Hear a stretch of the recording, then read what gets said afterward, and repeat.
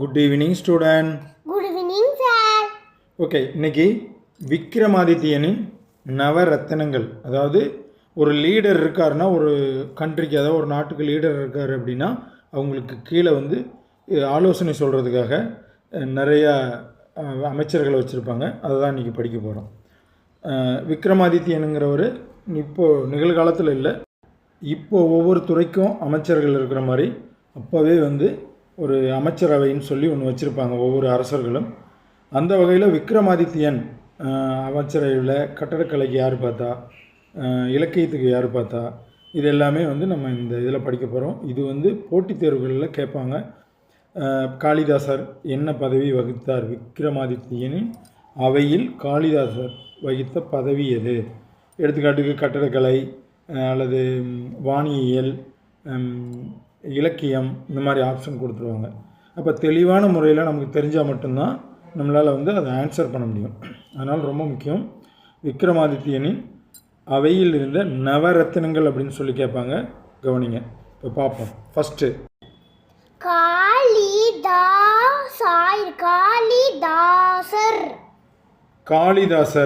காளிதாசர் வந்து விக்ரமாதித்யனின் அவையில் இருந்த ஒரு சமஸ்கிருத புலவர். எப்படி சொல்லலாம்? மொழி புலவர். அதாவது நமக்கு இப்போ தமிழ் இலக்கியத்துக்கெலாம் இருக்கிற மாதிரி மொழி புலவராக இருந்திருக்கிறாரு, சமஸ்கிருத புலவராக இருந்திருக்கிறாரு காளிதாசர். அதாவது பண்டைய காலத்தில் வந்து நமக்கு அப்போ இருந்த மொழி சமஸ்கிருதங்கிறதுனால சமஸ்கிருத மொழி புலவராக இருந்திருக்கிறார் காளிதாசர். இப்போது விக்ரமாதித்யனின் நவரத்னங்களில் காளிதாசர் என்ன பதவி வகித்தார் அப்படிங்கிறத நம்ம தெளிவாக தெரிஞ்சுக்கணும். சமஸ்கிருத புலவர். சமஸ்கிருதத்தில் ஏதாவது டவுட்டுன்னா நமக்கு அவர் சொல்லி தருவார். இப்போ தமிழ் இலக்கணத்தில் வர டவுட்டுக்கு நம்ம ஆசிரியர் இருக்கிற மாதிரி சமஸ்கிருத புலவர். அடுத்தது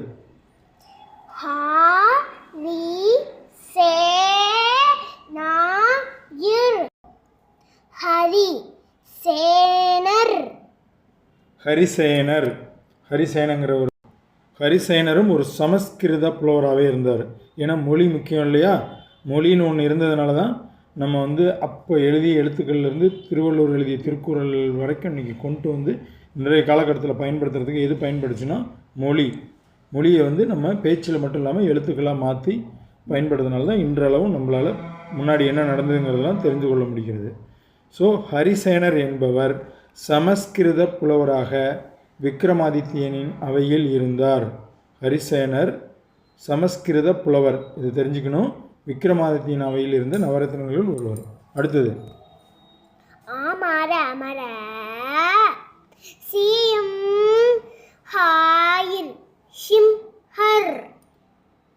அமரசிம்ஹர். அப்பயே பாருங்கள், டிஃப்ரெண்ட்டாக பேர் வச்சுருக்காங்க. அமரசிம்ஹர் என்பவர் அகராதியியல் ஆசிரியர் அப்படின்னா உங்களுக்கு தமிழ் படிக்கிற மாணவர்களுக்கு தெரியும். தமிழ் அகராதின்னு சொல்லுவோம். அதோட அந்த டீப்பாக இன்னும் நிறைய தெரிஞ்சுக்கிறதுக்கு பேர் தான் அகராதியியல் ஆசிரியர். அதாவது அப்போ இருந்த மொழி சமஸ்கிருதங்கிறதுனால சமஸ்கிருத ஆசிரியர்னு கூட சொல்லலாம். இருந்தாலும் ஒரு அகராதியியல் ஆசிரியர், ரொம்ப டீப்பாக படிக்கிறது. அமரசிம்ஹர் என்பவர் அகராதியியல் ஆசிரியராக விக்ரமாதித்யனின் நவரத்னங்களில் ஒருவராக இருந்தார். இது நம்ம தெரிஞ்சுக்கிட்டால் போதும். அமரசிம்ஹர் என்பவர் அகராதியியல் ஆசிரியர். இது உங்களுக்கு மிகவும் பயன்படாக இருக்கும். இது எதுக்குன்னா 10ஆம் வகுப்பு போகும்போதோ உங்களுக்கு பொதுத் தேர்வு எழுதும்போது ரொம்ப பயன்படும். அது இப்பயே படிக்கிறீங்க. அடுத்தது தாயின் தன் வாயிந்தாரி வந்தரி தன்வந்தரி என்ற ஒரு நவரத்னங்களில் ஒருவர். இவர் வந்து என்னவா இருந்தார்? படிங்க. மருத்துவர். Very good. ஒவ்வொரு மனிதனுக்குமே மருத்துவம் என்பது தேவைப்படுகிறது. ஆகையினால தன்வந்திரி வந்து இவர் வந்து டாக்டர். இப்போ நிகழ்காலத்தில் இங்கிலீஷ் மருத்துவம்லாம் இருக்கிற மாதிரி அப்போ வந்து டாக்டராக இருந்தவர் தான் தன்வந்திரி. இவர் வந்து விக்ரமாதித்யனின் அவையில் மருத்துவராக இருந்தவர் தான் தன்வந்திரி. பொதுவாகவே நமக்கு யாருன்னு தெரியணும், ஒரு மருத்துவர். எங்கே இருந்தார்? விக்ரமாதித்யன் அவையில். அடுத்தது பா காக்க பாணகர். காக்க பாணகர். இவர் என்னவா இருந்தார் படிங்க. சோதிடார். சோதிடார். சோதிடர்.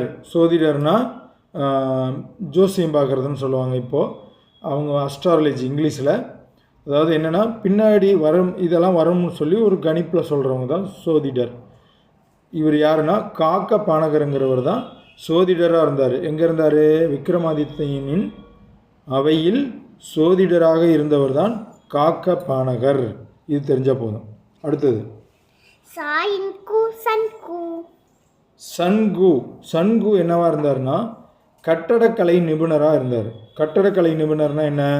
இன்றைக்கு நம்ம பெரிய பெரிய பில்டிங்லாம் கட்டுறதுக்கு என்ஜினியர் வச்சுருக்கிறோம் இல்லையா, அதுபோல் அவர் கட்டடக்கலை நிபுணராக இருந்தார். சன்கு என்பவர் தான் விக்ரமாதித்யனின் அவையில் கட்டடக்கலை நிபுணராக இருந்தால் போட்டித் தேர்வுகளில் கேட்கும்போது விக்ரமாதித்யன் அவையில் இருந்த சன்கு எந்த துறையில் இருந்தார் அப்படின்னு கேட்பாங்க. கீழே கட்டடக்கலை, வானியல், சோதிடம் இப்படி கொடுக்கும்போது நம்ம கட்டடக்கலையை தேர்ந்தெடுக்கணும். எப்படி வேணாலும் கொஸ்டின் கேட்க வாய்ப்பு இருக்குது. நம்ம இதை டீட்டெயிலாக தெரிஞ்சு வச்சுக்கணும். சன்கு எங்கே இருந்தார்? விக்ரமாதித்யன் அவையில். கட்டிடங்கள் ரொம்ப முக்கியம். கட்டிடங்கள் இருந்தால் தான் நம்ம இரவில் வீடுகளை தான் சொல்கிறோம் கட்டிடங்கள்னு. வீடுகளில் போய் தங்க முடியும். இரவிலையும் மழை வரும்போது நம்ம தற்காத்துக்க முடியும். அதுக்காக சன்கு என்பவர் விக்ரமாதித்யன் அவையில் கட்டிடக்கலை நிபுணராக இருந்தார். மேலும் பெரிய கட்டிடங்களுக்கும் தேவை. அடுத்தது வாராக. வாராக. மிகிராய். மிகிரர். வராக மிகிரர். வராக மிகிரர் இவர் என்னவாக இருந்தாருன்னா வானியல் அறிஞராக இருந்தார். வானியல் அறிஞர். வானியல் அறிஞர்னால் இன்றைக்கி நம்ம கோள்கள் எத்தனை இருக்குது? சன் இருக்குது, அதுக்கப்புறம் அங்கே மூன் இருக்குது, அப்புறம் சாட்டன், இந்த மாதிரி நிறைய கோள்கள் 9 வகையான கோள்கள் இருக்குதுன்னு சொல்லிட்டு நம்ம படிக்கிறோம். அதெல்லாம் அந்த காலகட்டங்கள்லேயே தெரிஞ்சு வச்சுருந்துருக்குறாங்க. அதை பற்றி வானியலை பற்றி தெளிவாக தெரிஞ்சுக்கிறவர் வராகமிகிறார். அப்போவே பௌர்ணமி வர்றது, அமாவாசை வர்றது, இது எல்லாமே அவங்க அந்த கோள்களை வச்சு தெரிஞ்சு வச்சுருக்காங்க. வானியல் மூலமாக தான் மழை வருவதை கூட முன்னாடியே கணிச்சு வச்சுருக்கிறதுக்கு இந்த மாதிரி அறிஞர்கள் இருந்திருக்காங்க. அதை பற்றி ஆராய்ச்சிகள் செய்கிறது தான் அறிஞர்னால் வேறு ஒன்றும் இல்லை.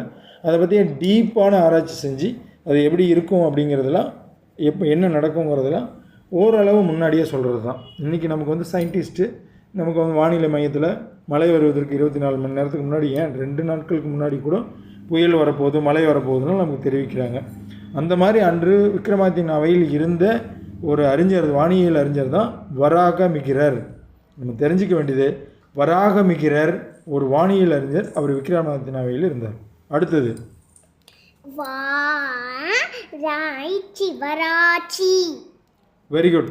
வராச்சி என்ற அறிஞர் இலக்கண ஆசிரியராக இருந்தார். சமஸ்கிருத மொழியை பற்றி அவங்க பண்ணுறதுக்கு தனித்தனி ஆசிரியர் இருந்தாலும் கூட வராச்சி என்பவர் இலக்கணம், அதாவது மொழிக்கு இலக்கணம் கட்டாயமாக வேணும். இலக்கணம் இருந்தால் தான் அதை எப்படி பேசணும், எப்படி எழுதணும். மொழியிலே 2 இருக்குது. எழுத்து வழக்கு ஒன்று இருக்குது, பேச்சு வழக்கு ஒன்று இருக்குது. அப்போ இலக்கணங்கிறது எழுத்து வழக்கு உரியது. பேச்சு வழக்கு நம்ம மொழியை பேச்சு வழக்கில் பேசுனது. இலக்கணங்கிறது எழுத்து வழக்கில் தெளிவாக அதை குறிப்பிடுவது தான் எழுத்து வழக்கு. இதை பற்றி டீப்பாக நன்கு ஆராய்ச்சி செய்து அந்த இலக்கணத்தை படைத்து இலக்கணத்தில் எதுவும் பிழை இருந்தால் அதையெல்லாம் சரி செய்கிறவராக இருந்த ஒரு ஆசிரியர் தான் யாருன்னா வராச்சி. அடுத்தது விட்டா. விட்டா. இல்பாயிட்டாயிர். விட்டல் பட்டர். இவர் மாய வித்தை செய்பவர். மாய வித்தைனா என்ன? நான் ஸ்கூலில் படிக்கும்போது பார்த்திங்கன்னா ஒருத்தர் வித்தை காமிச்சார். ஒரு டப்பாவில் தண்ணி ஊற்றி எங்களை குச்சி நீட்ட சொல்லுவார். குச்சி நீட்டுனா கீழே விழுவோம். நாங்கள் குச்சியை எடுத்துட்டோம்னா தண்ணி நின்றுடும். என்னடான்னு அப்புறம் செக் பண்ணும்போது தான் மேலே மூடியில் ஒரு ஹோல்ஸ் இருக்கும். அதை அவர் அடைச்சிக்குவார். நாங்கள் குச்சி எடுக்கும்போது, குச்சியை நீட்டும்போது அதை ஓப்பன் பண்ணி விடுவார். ஏர் இருக்கிறதுனால கீழே. அது நாங்கள் ஒரு பெரிய வித்தையாக தான் அப்புறம் பார்த்தோம். பின்னாளில் அதை தெரிஞ்சுக்கிட்டோம். இந்த மாதிரி அப்போவே நிறைய வித்தைகள் காமிச்சு குழந்தைகளை மகிழ்விக்கிறது.